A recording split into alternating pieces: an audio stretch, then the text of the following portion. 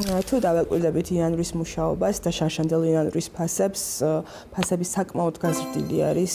Შემიძლია ვთქვა, რომ ზოგიერთ შემთხვევაში ორჯერაც კი რაღაც სერვისებზე უშუალოდ იანვრის ნომრის ღირებულება რო შევატაროთ ერთმანეთს და ზოგადად აქაც გარშემო რაც ხდებოდა, დაახლოებით თუ შარშან იყო $100, ვთქვათ ან $130 ღირებულება ნომრის, წელს საახალწლო პერიოდში დაახლოებით $280-380 იყიდებოდა ნომრები, ანუ შესაბამისად მოთხოვნაც საკმაოდ მაღალი იყო და შემიძლია ვთქვა, რომ პირველი 2 კვირა ახალი წლის განმავლობაში თითქმის 100%-იანი დატვირთვა ჰქონდა. ეს გულისხმობს იმას, რომ უფრო იზრდება ფასები, მაგრამ სტუმრების მხრიდან რა თქმა უნდა მოთხოვნა იზრდება იმის, რომ ჩვეულებრივ პერიოდში, არასაახალწლო პერიოდში როგორია წლიური ზრდა? ჩვენი მხრიდან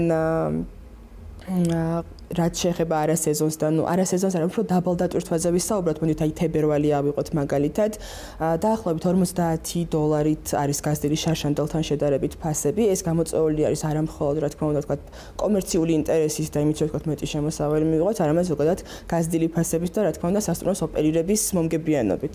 ეს ტენდენცია ვთქვათ გრძელდება იქიდან გამომდინარე, რომ ზოგადად ბაზარი მზარდია, მუშახელის ფასიც იზრდება, პროდუქციის ფასი იზრდება და ჩვენც იზრდება ვართ რომ მაქსიმალურად მოვერგოთ იმ სიტუაციას, რომელიც არის დღეს ბაზარში.